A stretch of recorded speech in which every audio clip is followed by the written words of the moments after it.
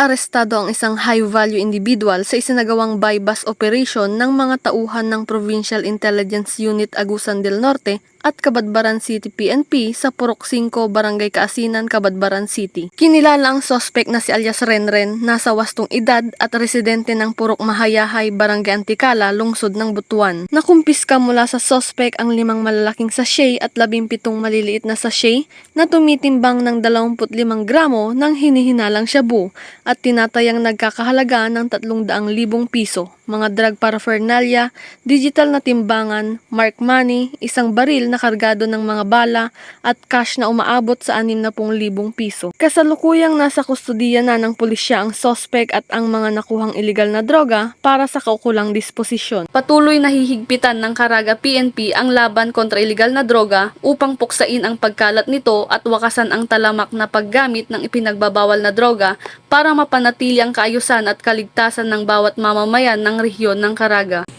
Mula dito sa Police Regional Office 13, ako ang inyong PNN Correspondent, Patrolwoman Joanna Cabili, alagad ng batas, tagataguyod ng Balitang Pulis.